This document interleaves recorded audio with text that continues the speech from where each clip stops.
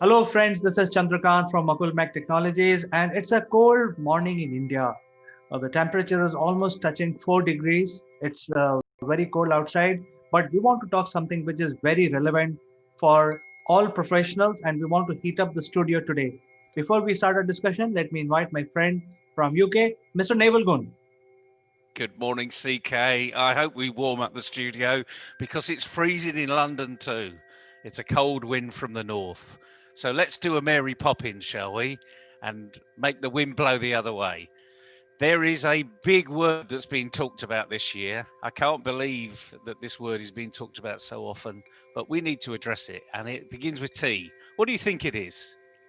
I And think it's not tea, by the way. It's not tea. Tea for tea. Okay. It's T4. if I have to make a guess, it is trust, and it is very relevant to discuss this simply because in today's context, we are not meeting people. Uh, we are yet meeting them digitally, so it is very relevant. I think there should be new ways of building trust with people who you never meet and you never see. So I think that is something that we should discuss today. You're absolutely right. It's that big T for trust. And interestingly enough, we are trusting all of our medical experts, our scientists in the world to come up with this fantastic vaccine in an unprecedented short period of time. Normally, it takes 10 years or so to create a vaccine. And what we've had over the last 7 or 8 months is we've got 9 or 10 vaccines which have either been approved or are about to be approved. We have trusted our experts. We don't even know who these people are, but we trust them. We trust them explicitly and implicitly. Well, the interesting thing is, some people do. Not everybody does. As we've seen, in the media, a lot of people are saying, you can't make a vaccine in 10 months. It's impossible. So their belief is being tested. So we need to talk about trust in the element of belief. So here you go. You're my guinea pig for today, CK. Okay. Everybody knows that I throw a question at you, and this is completely unrehearsed. How long does it take you to trust people? Well, in my case, I trust people very easily, um, and with a caveat. I just want to make a point here that when I trust people, I say that fine, let them prove themselves, but I also throw them out instantly in case they slip once. I don't have patience to wait for long. So I think while I trust people, I am prepared to throw them out instantly. Well, that's an interesting one because again, we're all different, and the interesting thing is, I observe a lot of networks, business networks in particular, that are created around the world, and there's a couple of networks that in their psyche, in their DNA, they actually say it takes a long time for you to trust somebody. Now that's their belief, but the interesting thing is, we're trusting people implicitly today when we go on to YouTube. We trust people from what they're saying. We need to be able to handle that as, is it fake news? Is it real? Is it just someone's belief that needs to be tested? And this is the element of trust, I suppose, that we need to get into. And that's why a lot of people say it takes a long time to trust others. The interesting thing is, within your family, you don't have that. You've got a lifetime with them, and trust is almost implicit. And from the day you're born, you trust in your parents. Immediately trust in your parents. Because frankly, without that parental assistance, you'll die. You won't get fed, you won't get watered, you won't be able to sleep comfortably, you won't be changed. You know, you wouldn't have an existence. I'm not being, you know, clinically obese here, if you like. I'm just stating a fact. We trust our parents and our siblings on day one. So why don't we trust everybody on day one? Why don't we say, as you said, you kick people out pretty quickly if they don't do it? There is another way we can do it. We can actually say, start the relationship, start the discussion off with, I'm going to trust you implicitly. And it's up to you actually to keep that trust. So rather than starting with 0%, which this is what we're told to believe, trust takes a long time. So rather than say you're starting with 0%, I'm going to give you 100% of my trust, my faith I put in you. Now, keep it. So whatever you're going to do with this relationship now, it will either prove me right or it's going to prove me wrong. It's not going to prove you right or wrong. It's going to prove me right or wrong. And I think that's the issue, isn't it? It's not them trusting you. It's actually our belief is you're trusting them. But what if the tables are turned? What about them trusting you?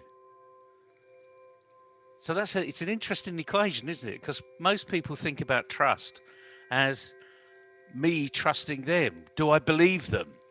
You know, have they got credibility? Are they going to do what they say they're going to do? But what about you? What about turning the tide now on yourself? What do you think about that? What about turning the tide on you, CK? Here you go.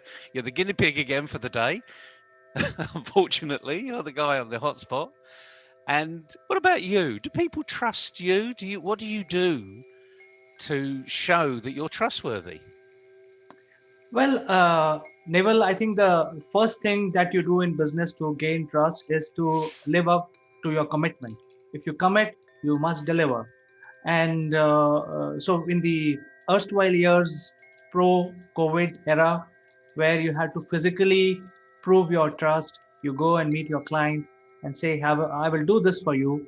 But then you can always visit him again and say sorry if you're not able to do that.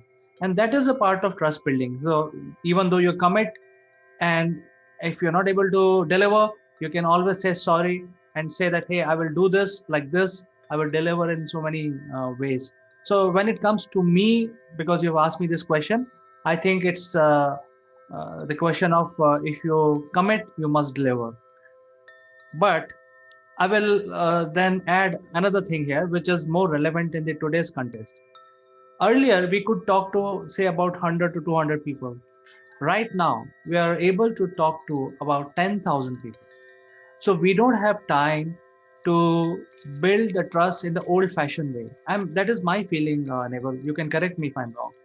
Because every day you're talking to new people, you're establishing yourself, you're making videos, you're sending them promos, etc. And then you're talking to a few of them.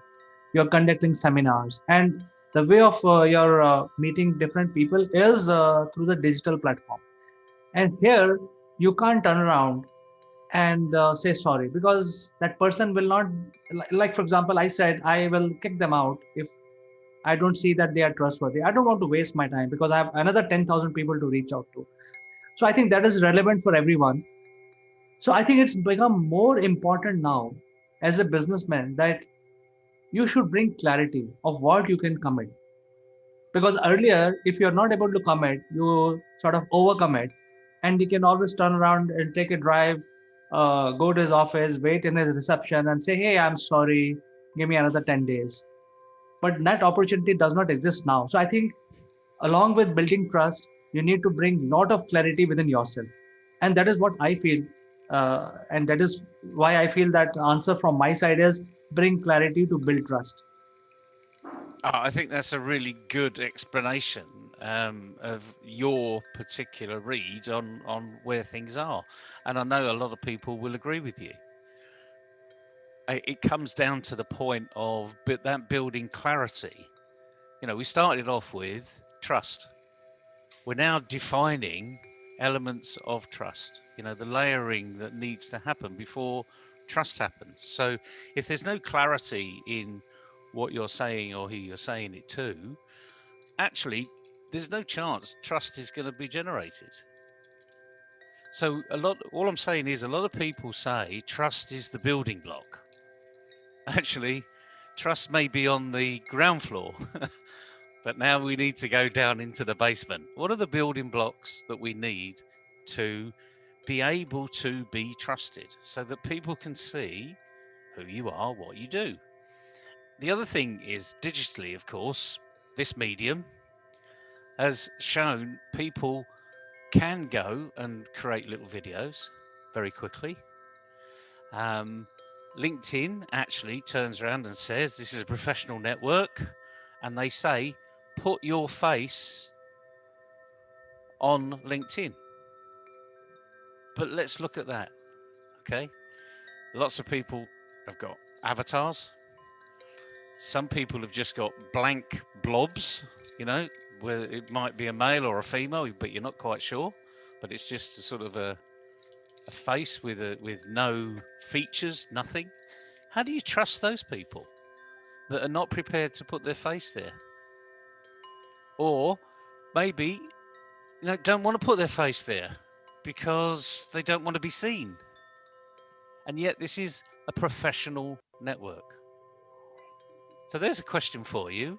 Do you trust people on LinkedIn without faces?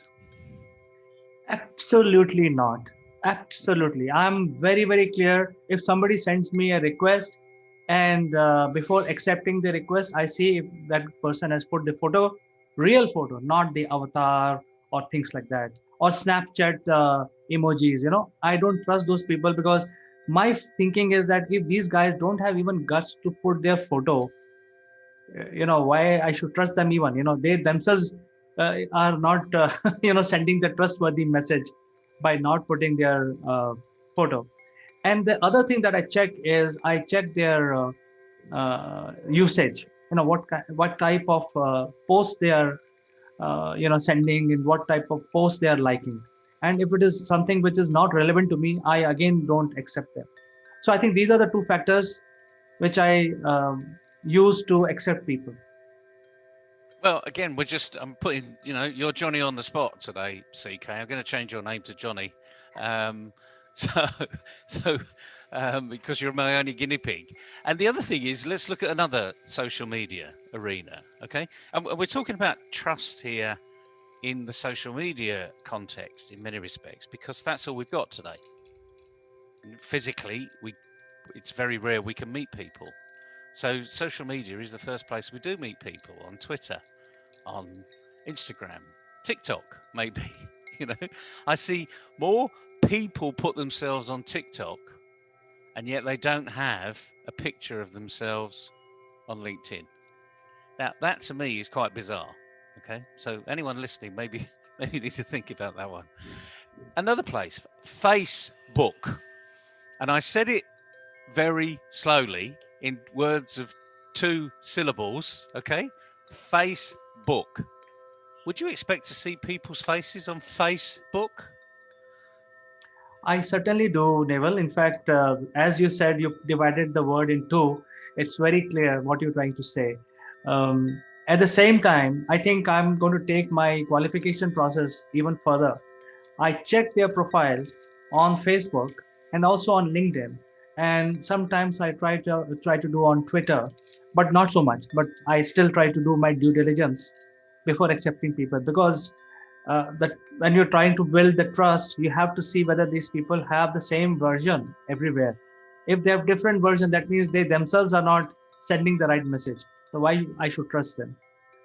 So So, definitely I see the photo and match it well, the the, along. the the interesting thing here, we've just focused on one little element, and right, we could do lots and lots today. You've given an insight into how you build a profile around someone, because social media, just like any good employer out there these days, they don't just look at the CV, they Google the person, and they will look at what they're saying in social media. There's no hiding place typically, and frankly, do if you need to hide, then there's probably something something seriously wrong here. Yesterday we talked about the changing terms on WhatsApp. This is a commercial company.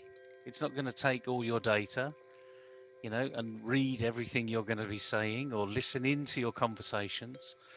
But all they are going to do is say, if you've got someone on WhatsApp and we find them on Facebook, why don't you connect to them there?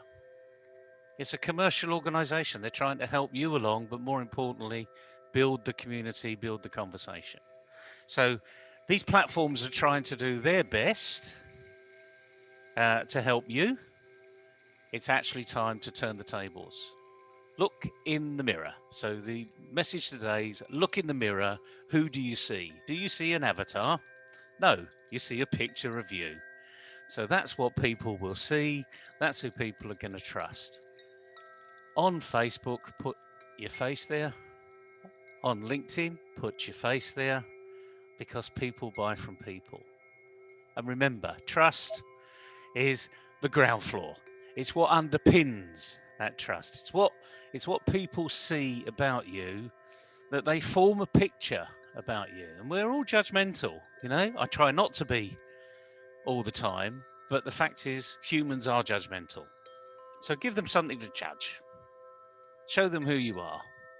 If you want people to trust you, show that there is some transparency there. And then, like anything else, as we said at the beginning, give 100% away, but also receive 100% too. Show people you are trustworthy.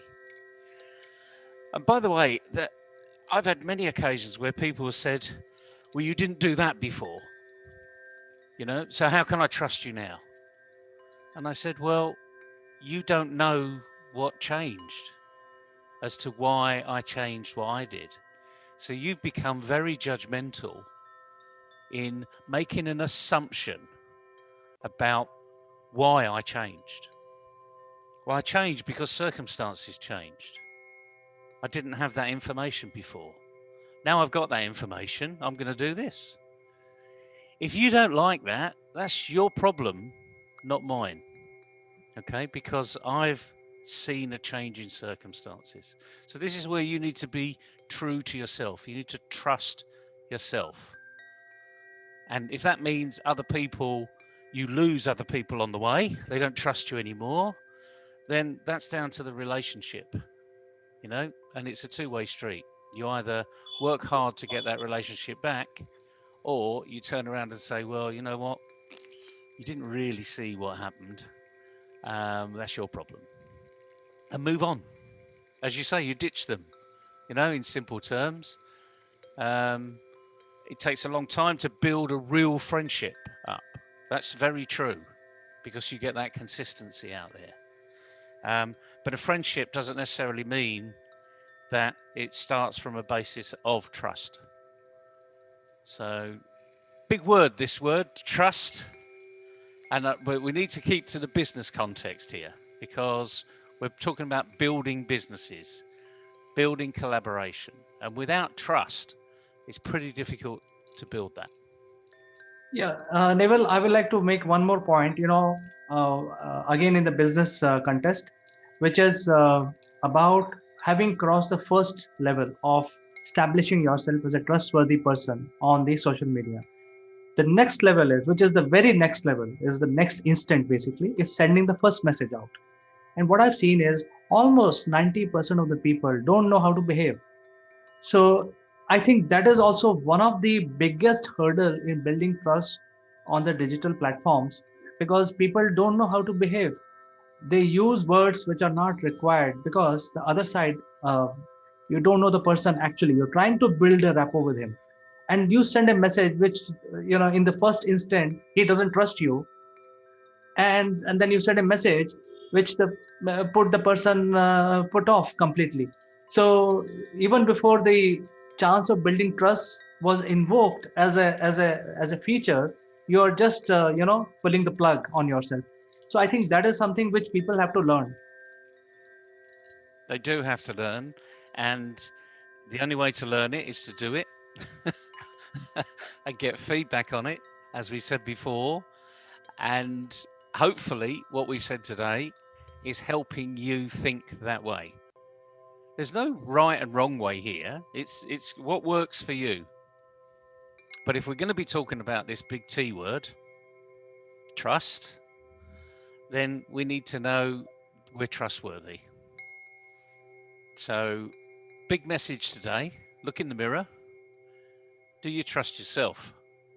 Would you trust you in a relationship that you're going to be building in a commercial arena? If so, why? Because it's good to tell yourself why people should trust you, because that's your testimonial, that's your case study, and you need to shine through, because there's a lot of people that are hiding, and they shouldn't be hiding. There's no need to be hiding, because there's a tremendous amount of benefit from a relationship that you could have with somebody else if you just let go. No, don't start with 0, start with 100, but get them to start with 100 too, and have a bit of fun about it. That'll show really who you are, and say, yeah, I am different, because I'll trust you implicitly, but that means you got to trust me too. So now we'll move on to something important and get things done. Absolutely. I think that's a fantastic message you have given, Neville. And with this, we can end our discussion today. I think I must say thank you so much to find time in this cold morning at in your city, in your country. But we will catch up with you again in the morning tomorrow with something more interesting. Always a pleasure, CK. Enjoy the day, everybody. Warm up, put a jumper on. Thank you. Bye bye. Bye bye.